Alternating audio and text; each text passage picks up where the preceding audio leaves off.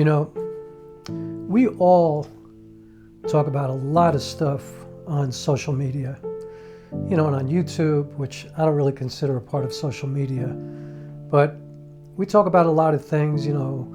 We talk about art, we talk about science, we talk about politics, we talk about gear, you know. In my YouTube channel, we talk about filmmaking and storytelling and stuff like that, theater. We talk about a lot of things. I think we need to talk more about how much we love to do these things or to use these things, or, you know, how much we adore what these things add to our lives. You know, we need to talk about how, I know in my case, you know, like I love my camera, for example, which sounds so trite and so silly in a way, but I love it because of what it allows me to do, you know. I love the fact that, you know, I have a dual native ISO, you know, for those who know what that means, which means I can have a clean image in low light or in sunny days or something like that. Like, I love that. I love the fact that it has incredible dynamic range and I can make things look beautiful. I love the image that comes out of this camera. Both of these cameras, the Panasonic S5, the Panasonic GH5. I love the sound of the microphones that I use. You know, I'm using a Purple Panda lavalier mic. I love the way it sounds. I'm recording into a Zoom H1N audio recorder. It just fills me up. You know, it makes me feel so good. It's fun. It allows me to present something in a really professional manner. You know, it's like making a movie, except it's just a YouTube video or for social media or something like that. And I love that, you know. I love that this is all like kind of my stepping stones or my setting the table for when I do what I consider a real project, you know, to make a movie or to, you know, put a play together, you know, and do all the things that I need to do to construct step by step, like my yellow brick road, like in The Wizard of Oz, you know, the developmental process, the exposition of my story. I love that. It just makes me feel so good. I love my guitar, you know. Even though I don't play professionally anymore, I love that I could just pick it up and play, and it's like, it's healing for me, and I love that. I love the way it sounds. I love the way it feels to practice, you know. I love working on my picking technique and my chords and my harmony and do ear training, and I love it. I love it. I mean, I adore all of these things. They make me feel like my life is worth living, you know. They make me, you know, understand why I wake up every day and why I try to go to sleep at night and get some rest so I can do it all over again. I love that so much, you know. I love these little lights that I have. You know, the fact that I can make this look like I'm on a Hollywood set making a feature film with things that cost me like nothing, $50 here and there. I love it. Vintage lenses. I love my lenses. I love shooting anamorphic, you know, even though I question all the time. But you know what? I love questioning it because then I can make a video about it and ask all these questions and get all this feedback. And that's something that means so much to me. It's fun, you know. It's not like changing the world or doing anything that big, but it's fun. I love it, you know.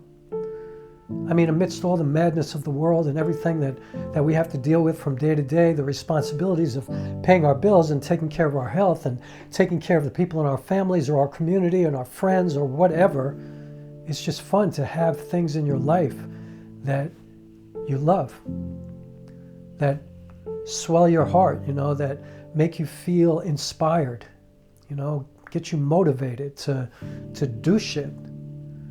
I love that. I think we should talk more about that. I think we should talk a lot on social media and on YouTube and any platform that we have, even your own, you know, your own website. I think we should talk about maybe thinking about what would it feel like? What would happen to that love if suddenly you didn't have it? You know? Like, we always talk about upgrading cameras or getting better gear or better running shoes or whatever, you know, like whatever your thing is, you know, getting the best, you know, pans for cooking, you know.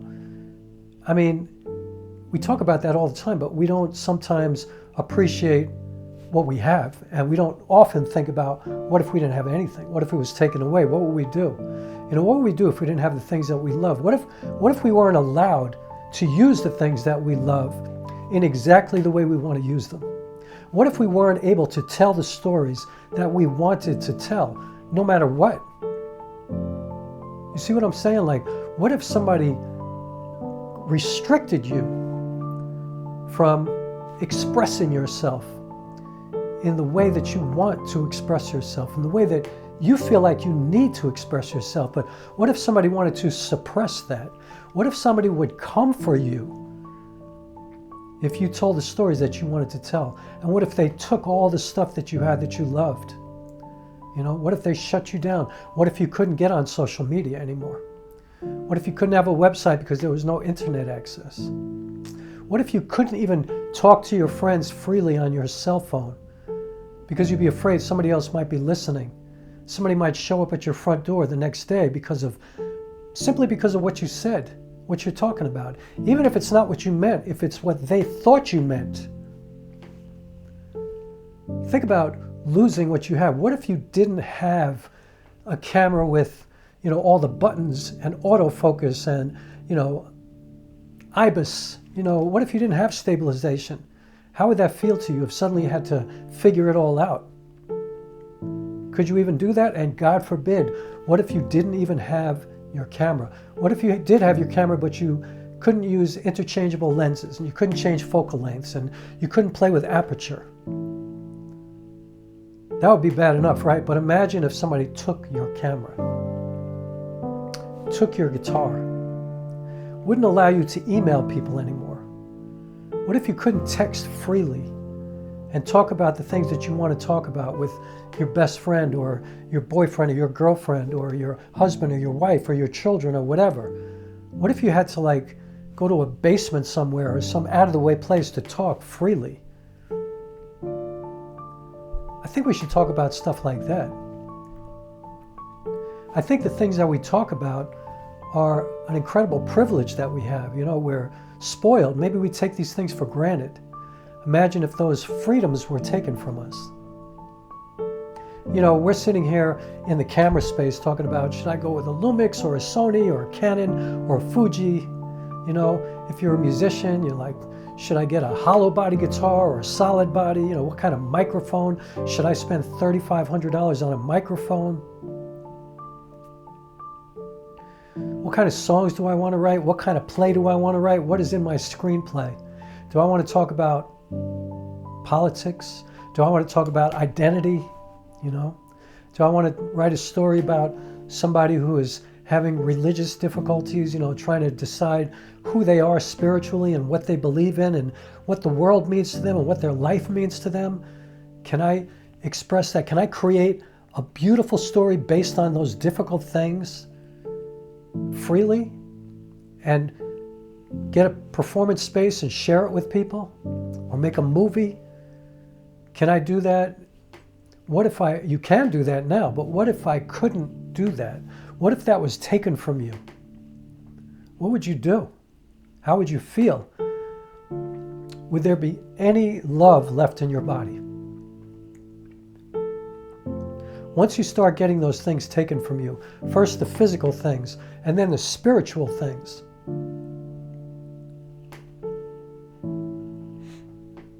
where's the love? You know, the love comes from being able to be who you are, to feel how you feel, you know, to express yourself based on how you feel, to share what you want to share and have an exchange with people and, you know, have this dialogue, this communication, this sense of community. That's what love is, you know. And one thing I've learned in this life that I've lived, and I've lived a pretty long time, is that the only thing that matters is love. That's it, you know? And really the most important thing is love of people, obviously, duh, right? But love is the thing, you know? Love is the only thing. It's like the things that we do, the things that make us feel healthy, you know, and strong and confident, you know, the things that we identify with as what we're about, who we are. Like when you meet somebody new, you want them to know. They go, so tell me about yourself. And you're going to tell them about all the things that you love. You might tell them about the things that you hate, like, I hate chocolate. You'd be weird if you hated chocolate, but that's a whole other issue. But I'm just saying, like, love is who you are and what you are and what you do and how you do it and how you want to share it. That's what love is, right? Imagine living in a world where all of that is constrained. Like you can't move about the cabin in any way that you want to. Because there are many places in the world like that, but not here. Imagine if you're somebody who loves to complain about things, Imagine if one of your things is you are a social justice warrior and you love to scream about injustice. You're my people. That's me. That's how I identify. And that makes me feel like my life has some sense of purpose, like I'm here for a reason. Like maybe that's why I matter. And imagine if somebody said to you, if you're like me, you can't do that. Watch what you say. Watch the way you say it. Watch what you talk about. And what if you had no argument, no recourse, because that's the way the culture is where you live. There are many places like that in the world, but not here. We have the opportunity you could curse out the President of the United States if you want to, and nothing's going to happen to you. You could scream at a cop, and nothing's going to happen to you.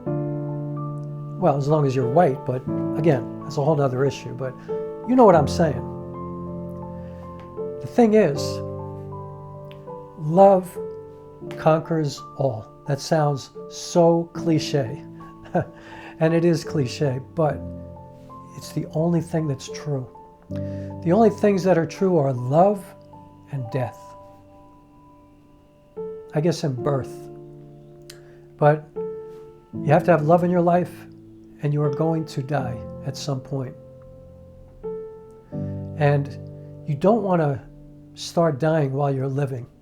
You know what I'm saying? Like, you don't want to feel like your existence has no love in it, because when that happens, when things are taken from you, and, if you're somebody who just loves your camera, and I keep saying camera because I'm looking at my camera, but if somebody takes your camera or takes your car that you love to drive, or, takes your skis from you or your bicycle, or takes your, stainless steel cookware or whatever you love to do, you start to die. When you lose the things that you love, when somebody says to you, like if you're a great runner and you get an injury and the doctor says you can never run again, I guarantee you're going to spend the rest of your life trying to run again, because that's what you love to do. And actually the journey to try to get back to it is a great form of love.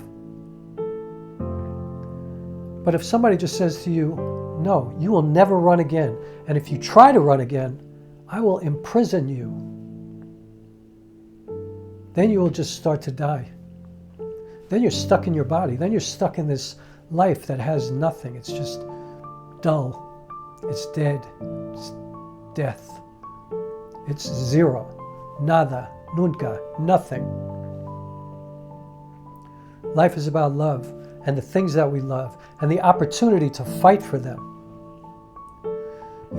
There are plenty of places in this world that cannot even fight for the things that they love, because they will be killed if they do, or they will be shut down. They'll be placed in a camp or in a prison or something like that. That's not this country. We have a chance to continue to try to work it out. That's the difference, because we have love.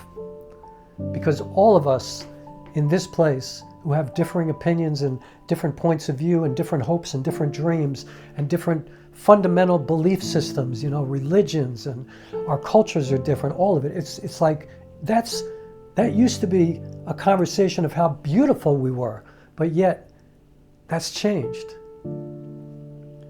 And I believe it's because there's not enough love. I'm not going to say there's none, but there's not enough love. And so I wish we would talk more about that. You know, that we need to appreciate that we don't all have the same love for things. You know, maybe there are people watching this who could care less. Like, why are you even talking about a camera? Who cares? Why are you talking about a guitar? I don't give a shit. Like, there are plenty of people who don't love what I love, don't believe what I believe, don't look at the world in the same way. But I'm not trying to tell them what to love, and they're certainly not going to tell me what to love, because I feel like that's my right. Well, what if those rights were taken away? What if your camera was taken away? What if all your lenses were gone? What if your guitar was gone? What if you didn't have running shoes anymore? What if you had I was going to say, what if you had a bad injury, but that's different. Because if somebody took your running shoes and told you you cannot run, if somebody took your cast iron cookery and said you cannot cook anymore, you can't use a stove anymore, you can't even have a hot plate. If I see you with a hot plate, I'm going to put you in a camp. You can't think the way you think. If I find out that you're thinking differently than I want you to think, you're going to be in trouble.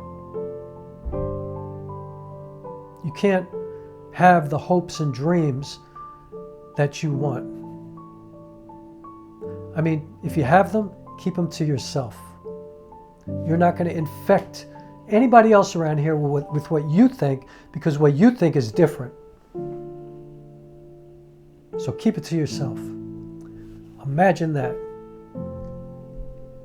It's the same thing as somebody taking your camera, or taking your lights, taking your bicycle, taking your car, taking whatever it is that you love, taking your John Coltrane, Miles Davis collection, taking your whatever you use to play music, your turntable, your CD player, your whatever you use, you know, taking your internet from you, taking your social media, taking your email, taking your cell phone, taking everything. You know, there are far worse things happening around the world right now, definitely. People are dying all over the place. There's war everywhere. And it is horrific. That's why we should sometimes stop and think about how fortunate we are to be able to comment on that stuff, to be able to protest against it, to be able to organize and try to help other people who are not lucky enough to be here, living this reality, this existence. I think we should talk about how important it is to take something that is so imperfect, which is our culture, our country, and always having the fighting chance to make it better. Even amidst incredible struggle and resistance and, you know, injustice, constant injustice, we still have a fighting chance to fix things. And that's what our lives are about, you know. Year after year after year, we try to make it better for every generation. And so, yeah, this conversation goes from cameras to guitars to bicycles to cookware to whatever, to culture and our very existence. I think we should talk more about that. I wish people would talk about it. I wish people would talk about politics. You know, I wish people who are from opposite sides would ask one another, what are you hearing? Because I didn't hear any of that. You know, you're kidding me. You heard that? I don't know that. That's not true. I'm telling you that's true. Prove it. Oh, okay. And then we could have a conversation and try to prove it to one another and have an exchange. And then we see, like, as we're talking, that we're exactly the same. Just hearing different things where we have different realities. I wish people would talk about that. You know? Talk about, oh, wow, well, if that's true, I'm not sure I like that so much. Or if that's true, wow, I'm kind of with that. You know, like I didn't think I would agree with anything that you believed in. I wish people would talk about it. I wish people would talk about religion. I wish people would talk about, you know, gender issues, you know, sexual identity, sex, healthcare. I wish people would talk about it. But what do they talk about? Usually people talk about things that have absolutely nothing to do with them, or the things that they have that they love, material and spiritual. And that's a beautiful thing. So, yeah, I'd like to continue to talk about the things that we love, the things that we have. But I think we should also talk about the possibility of not having any of it, and how that will slowly pick apart and destroy any bit of love that we have in our lives. And how that is a yellow brick road to death, to nothing, to zombies, to empty, to zero. That's it.